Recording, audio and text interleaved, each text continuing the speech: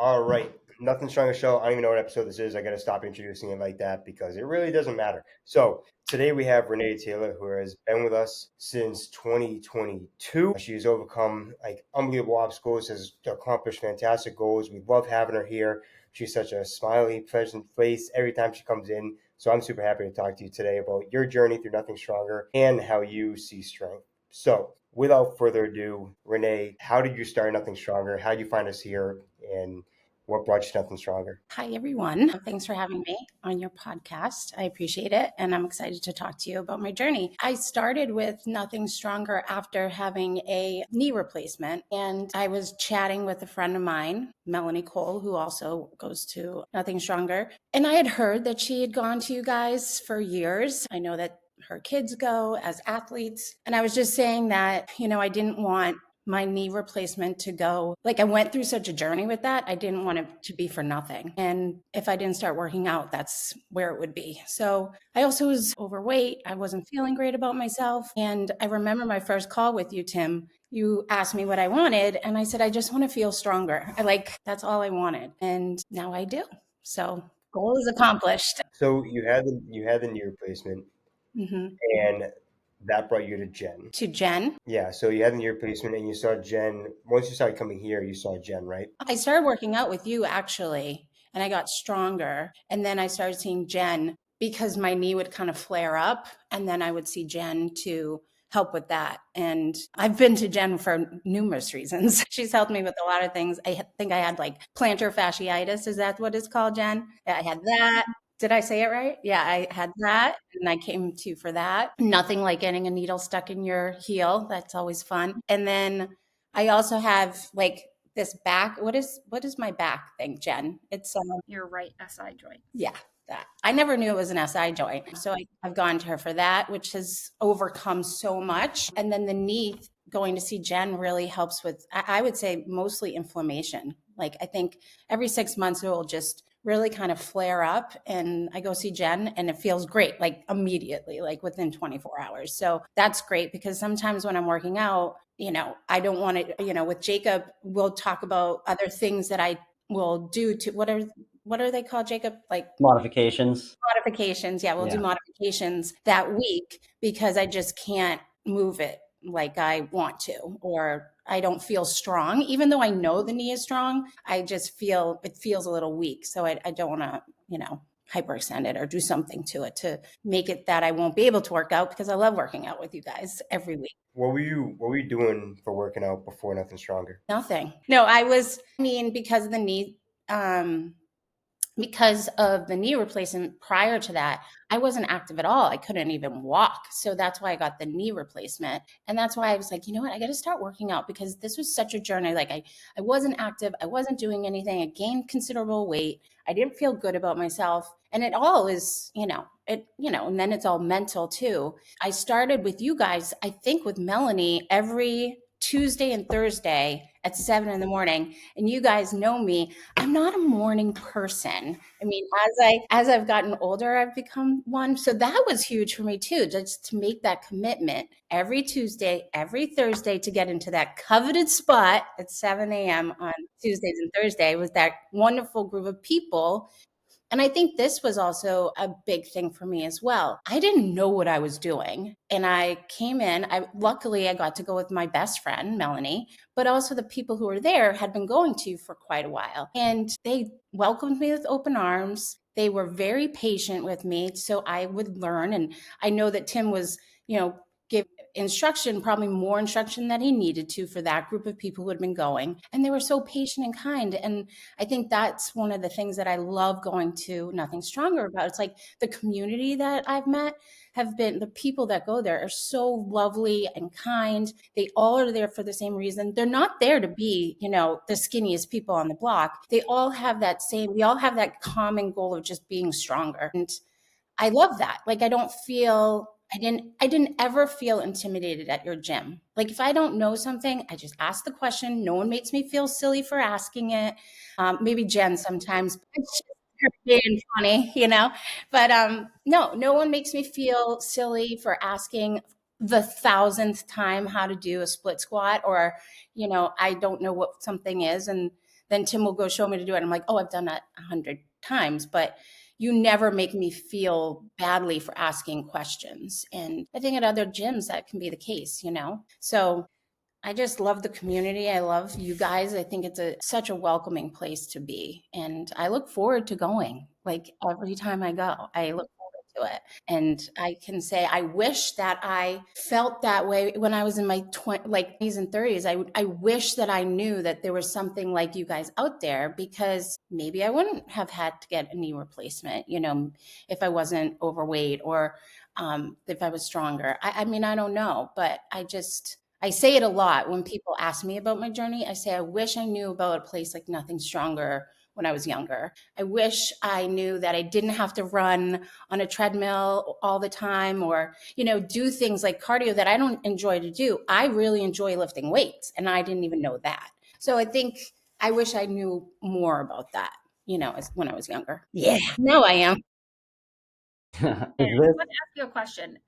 Yeah. Prior to, from your conversation with Mel to when you got on that phone call with Tim to when you first stepped through the doors of Nothing Stronger, like what was going through your head, that aside from like, I just want to be stronger, I don't want to be in pain, I want to feel good about myself, like did you have reservations about starting in a new gym, like that maybe you think other people might align with, of like, or were you just like, you know what, anything is better than what I got going on right now, and I'm willing to try anything type of? Wasn't that the I'm willing to try anything, but I think I was ready. I don't know if that makes sense, but like I was ready to make a commitment to myself. And I think that's a big part of it. You can be committed for a month, right? And you don't see anything and then you stop. I think that was me for a really long time. But prior to coming to the gym, I think I was just, the knee replacement was just a really big thing for me. I'd never had surgery before. I'd never been put under or anything like that. So it was just such a big thing. And then it was like my knee, my pretty little knee that I always had was like gone, like the shape of it, so it was like that. And then they kept on telling me, you're never going to be able to bend it, and you're never going to have the, what is it, hyperextension that you had, or anything like. And for me, that was just, I didn't know all that. So when I was talking to Melanie, she was like, come to Jen and Tim. I'm sure that they will help you. And a lot of people that go to them have had knee replacements. So it was a lot of like talking with her. And it wasn't right away. It was, lots of conversations, and Melanie and I see each other all the time. So it was, finally I was like, you know what? I'm going to try this. I'm going to make a commitment to myself. And I think also, though, the intake phone call with Tim meant a lot. Like, I was like, okay, I can work with this guy. It was a different experience than I'd ever had with anybody or any gym ever, So it just seemed like it was going to be a place where I would be taken care of. And being such a newbie to the space, I didn't know anything. So it just made me feel like I was going to be in a safe environment where I wasn't going to be made to feel like just because I didn't know what I was doing, like I would get, because as you guys know, I'm kind of competitive person, right? So like, I don't want to put myself into any kind of position where where I'll fail, right? So I think Pickleball tournament in the prep yeah, of months of pickleball tournament. I'm not competitive at all. I used to think I wasn't. I was like, oh, I'm so not competitive. We may have to structure the pickleball tournament a little bit different next year. Different brackets. Yeah, so I can win. Yeah, let's Yes. do that. Jacob, Yeah. what you got? I was just curious, has strength and conditioning affected your day-to-day life in any way? And if so, how has it affected it? Well, yeah, it's changed my whole life. For example, we were in New York this past weekend. Like we walked everywhere. We did so much. And I think before, how I feel now, I would have been tired quicker. I probably wouldn't have wanted to walk as much as I did. My life is so different. I want to be active every day in some way. I love it. Like it makes me feel really good. And yeah, it's changed my whole life, especially, I have a family member who has a disability, and I'm able to lift him, which I never have been able to do it. I didn't do this because of that, but it has helped greatly, and Yeah, it's kind of translated. he'll like tease me. He's like, okay, guns, and I can lift him, and he's a big guy. So Awesome. that's actually been a game changer too. I feel like I can do anything.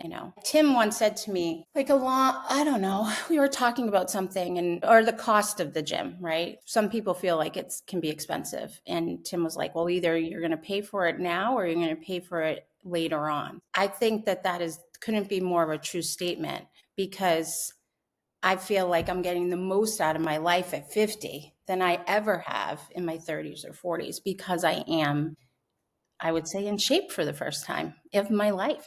What would you tell another 50-year-old woman that's on the fence about strength training or not strength training, or they're considering a gym membership but they've never done it before? What's some advice that you would share to that type of person? I would say do it as fast as you can. Join tomorrow. Go to the first class you can and stick with it, because we're oversaturated with content right now. It's like, okay, eat protein, don't eat protein. This supplement works, this supplement doesn't work. It's like I'm constantly asking Tim, like, does this work? What is this? And he'll be like, no, Renee, don't eat, don't do that. Don't have protein drink before you come to the gym. I'm like, well, I heard that yesterday. So, and he's like, do you have how are you feeling? I'm like, oh, I feel really gross, and he's like, yeah, don't do that.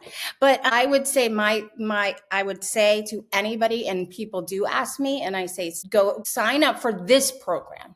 Like, if you want to run, a marathon, great. That's wonderful.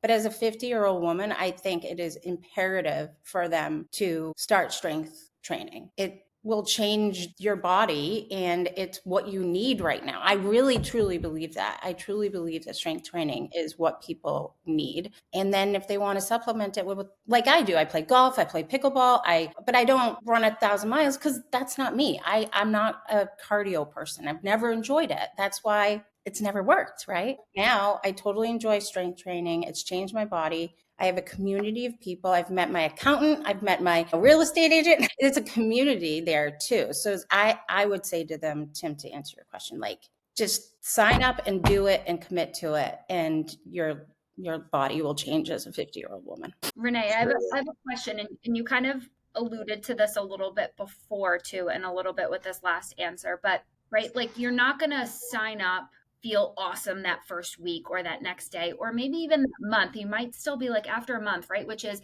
just say somebody's exercising here 2 days a week, right? That's really 8 sessions, right? And think about how long it may have taken you to start strength training, and how many years or months or weeks or whatever it's been.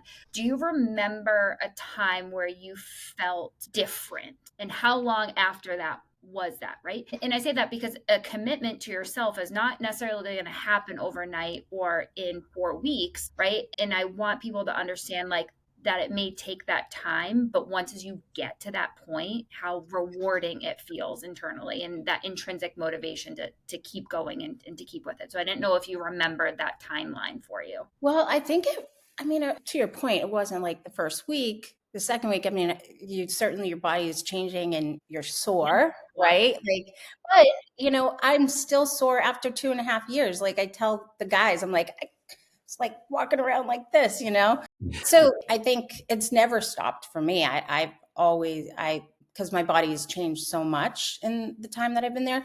But I will say it was pretty quickly. It was probably after being sore, which is a good thing, right? You're feeling your body, you're feeling your muscles in different ways and things like that. You're standing up a little taller. I feel like mentally it was pretty quick, like my mental capacity for what was going on. Like, I really enjoyed Tim, the community that I was meeting, the people I was meeting, Brody. 100%, like, that's the best part. I love it that I go somewhere that there's a dog. I love that. It just feels like you're going home in a way too. Like, I love that. So mentally it was very quick.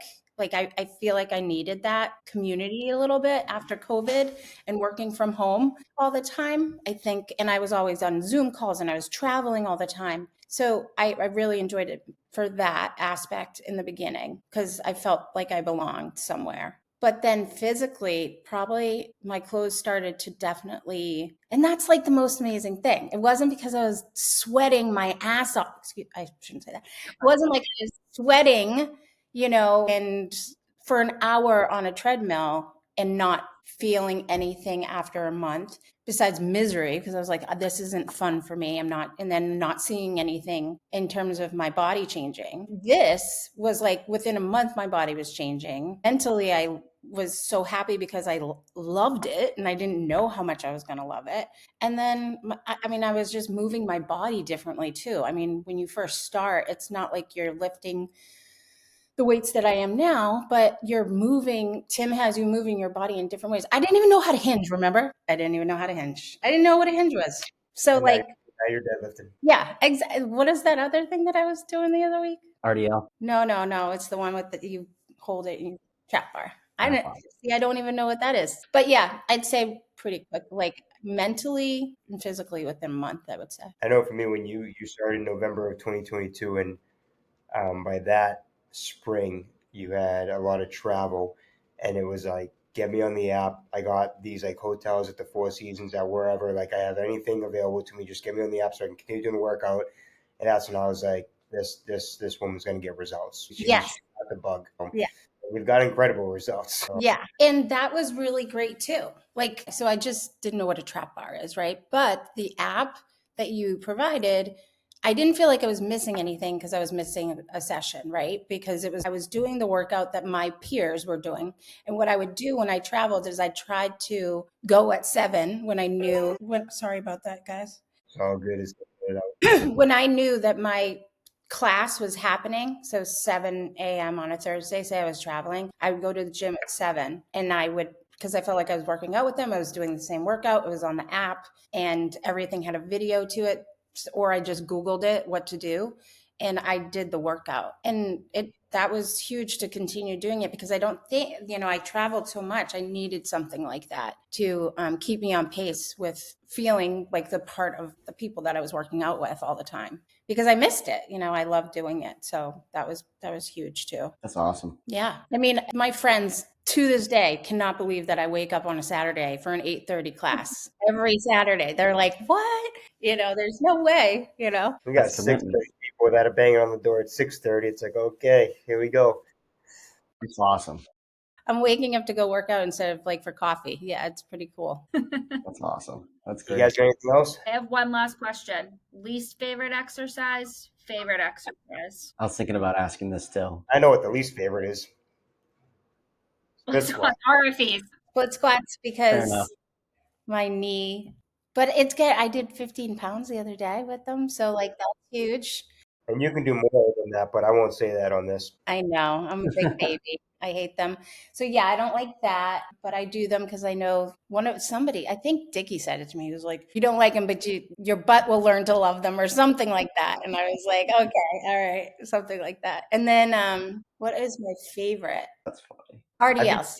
RDLs, I was going to say it has to be RDLs. People's least favorite never changes. Like, their least favorite is their least favorite. Like, but their favorite like ebbs and flows. Like, RDL is definitely like amongst your favorites. But lately, like, your bench press has been like skyrocketing. Like, your form is spot on. You're pushing it the right way. You're using your lats. Like, so I think RDL is definitely one of your favorites. But lately, the bench has definitely seen like the most improvement of like your strength. I would say that too. Like once I figured out, like what I do love is the instruction that you guys give because I don't, as you guys know, I didn't really know how to do anything. But as soon as you say a couple things like really plant your feet in and then use your glutes, or you remind me that every exercise is a glute exercise. So like as soon as you like engage all those muscles, then everything else is like easier, right? So once that clicked in my head, I think that was like almost a progression point when I figured out that it's not just about the muscle that you're targeting just for that. It's about all your muscles coming together to help you get to that muscle. I never figured that out until that moment. And then now everything I do now is a glute exercise. I try to engage everything. So when I'm working out, it's not just like that particular like exercise. I'm trying to get the most out of the hour that I'm there. So it's that progression too. It's like, okay, I was a beginner. Now it's like I think differently about the exercise. It's like, okay, those Captain Morgan ones, although it should be like this. Is that what they're called? Now, I mean, those I was always like, oh, what is this? But now I'm like, okay, no, I need to engage everything and then do it. And then it feels differently to me. That's a great explanation. You better watch out. You're going to coach here someday because Next one is the sniffles. You can coach. Yeah. So hopefully this professional podcast platform can edit out my sniffles, and then I think it will come out just well. But all right, great.